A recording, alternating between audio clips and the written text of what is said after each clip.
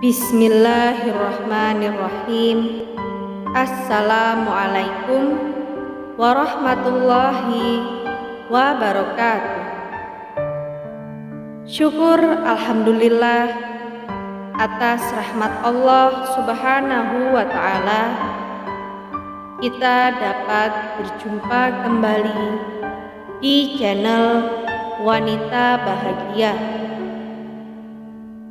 Sholawat dan salam tak lupa selalu kita haturkan kepada junjungan kita Nabi besar Muhammad sallallahu alaihi wasallam.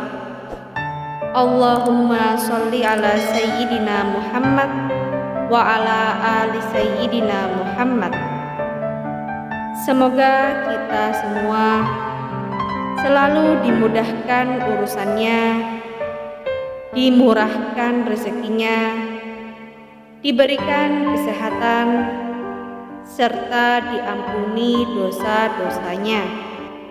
Amin ya rabbal alamin. Sahabatku sekalian yang dirahmati oleh Allah Subhanahu wa ta'ala, Siti Sarah, wujud kecantikan dunia dan akhirat. Contoh teladan dari para istri Nabi lainnya datang dari dua istri Nabi alaihi salam. Yang pertama adalah Sarah atau Siti Sarah. Istri pertama Nabi Ibrahim ini contoh muslimah yang selamat dari godaan nafsu Fir'aun.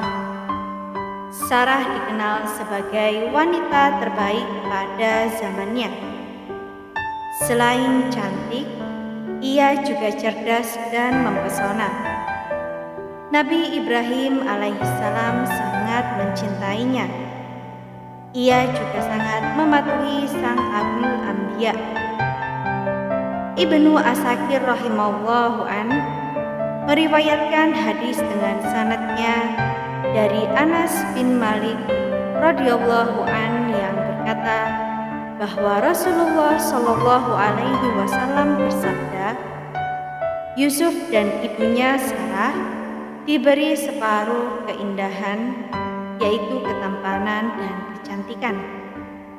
Ibnu Asakir juga meriwayatkan hadis dengan sanadnya dari Rabi'ah al-Jurasyi yang berkata, keindahan atau ketampanan dan kecantikan dibagi menjadi dua. Satu bagian untuk Sarah dan Yusuf, satu bagian lagi untuk seluruh manusia. Riwayat lain diceritakan Ibnu Abbas radhiyallahu anhu yang berkata, Allah Azza wa Jalla membagi keindahan ke dalam 10 bagian. 3 bagian untuk Hawa, 3 bagian untuk Sarah, 3 bagian untuk Yusuf, dan 1 bagian untuk seluruh manusia. Dari hadis tersebut tergambarkan bahwa Sarah adalah wanita tercantik di dunia dan wanita paling besar cemburunya kepada suaminya Nabi Ibrahim alaihi salam. Cobaan terbesar yang menimpa Sarah tatkala harus ikut dengan Nabi Ibrahim menjalankan dakwahnya. Suatu ketika, karena dakwah Nabi Ibrahim tidak diterima di negeri Babilonia, Nabi Ibrahim alaihi salam dan Sarah pindah menuju Syam. Saat itu Syam dilanda paceklik. Mereka pindah lagi menuju Mesir. Di tempat ini kesetiaan Sarah diuji. Pada suatu hari, seorang pejabat istana mendatangi Ibrahim dan Sarah. Melihat kecantikan parasnya, sang pejabat menyukainya. Ia segera menuju istana dan mengabarkannya pada Fir'aun. Telah datang di negeri baginda seorang pria asing. Ia datang bersama wanita yang sangat menarik. Kecantikannya tak ada yang menandingi. Wanita seperti itu layak menjadi pendamping baginda, ujar dia. Mendengar kabar tersebut, Fir'aun mengutus seseorang untuk mengundang Nabi Ibrahim alaihissalam ke istananya. Fir'aun terkenal sebagai raja yang sangat zalim. Ia sangat menginginkan Sarah dan rela melakukan apapun untuk mendapatkannya.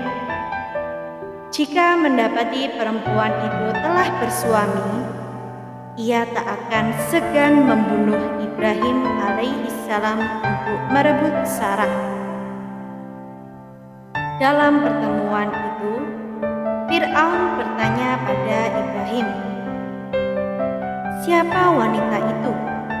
Ibrahim pun menjawab, "Ia adalah saudariku." Mendengar jawaban tersebut, Fir'aun melepaskan Nabi Ibrahim dan meminta agar Sarah dibawa ke istana. Dandanilah dia, kemudian kirim dia padaku agar aku dapat melihatnya, perintah Fir'aun. Ibrahim alaihissalam pun pulang menemui istrinya. Ia berkata, "Sesungguhnya penguasa zalim Fir'aun telah bertanya kepadaku tentang dirimu. Lalu aku memberitahu kepadanya bahwa kamu adalah saudara perempuanku. Jangan memberitahu kebohonganku kepadanya, karena sesungguhnya di dalam kitab Allah, kamu adalah saudara perempuanku dalam Islam," kata Ibrahim. Sarah datang ke istana. Hatinya berkecamuk. Pelayan istana telah menyiapkan semua kebutuhannya, sehingga pakaiannya begitu indah. Perasaan Sarah sangat sedih. Ia enggan berpisah dengan suaminya dan takut tersentuh oleh Fir'aun yang jahat. Sarah kemudian mengadu kepada Allah Subhanahu wa Ta'ala. Ia beribadah dan bersujud, kemudian mengadukan kesedihannya. Ia memohon perlindungan kepada Allah. "Ya Allah, jikalah Engkau mengetahui bahwa aku beriman kepadamu dan Rasul-Mu, mengetahui bahwa aku menjaga kehormatanku untuk suamiku, maka janganlah Kau jadikan raja kafir itu berkuasa atasku," kata Sarah sembari menangis. Sarah kemudian bertemu dengan Fir'aun. Melihat kecantikannya, timbul nafsu dalam diri Fir'aun. Berkali-kali sang raja ingin menyentuh Sarah, namun tangannya terasa lumpuh. Fir'aun tak mampu bergerak. Tangannya terpaku di dada. Fir'aun kemudian berkata kepada Sarah, "Aku berjanji tak akan mengganggumu. Mohonlah kepada Tuhanmu agar melepaskan tanganku. Sungguh, aku tidak akan menyakitimu." Sarah kembali berdoa, "Ya Allah, jika benar yang ia katakan, lepaskanlah tangannya." Allah Ta'ala mengabulkan doanya. Tangan sang raja pun terlepas dan ia sembuh dari kekakuan tubuhnya.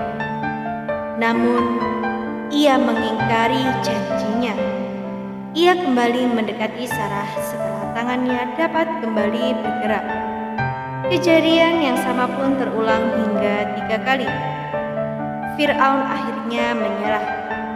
Ia justru ketakutan dengan kemampuan Sarah membentengi diri.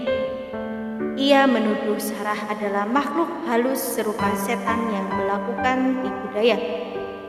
Fir'aun segera memanggil pengawalnya dan berkata, "Kau bukanlah membawa seorang wanita, melainkan membawa setan."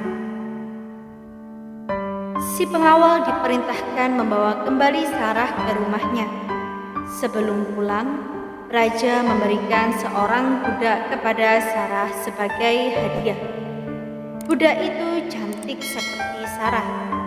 Ia adalah Siti Hajar. Saat tiba di rumah, Ibrahim bertanya kepada Sarah, "Apa yang terjadi?" Lalu Sarah menjawab, "Allah telah menolak tipu daya raja kafir itu, dan ia memberiku seorang pelayan wanita." Itulah Sarah yang namanya disebutkan di Al-Quran agar sejarah hidupnya menjadi teladan tertinggi bagi seluruh wanita di seluruh zaman dan tempat. Panutan di semua sifat mulia yang menjadikannya kebahagiaan dalam taat kepada Allah, simbol kehidupan rumah tangga.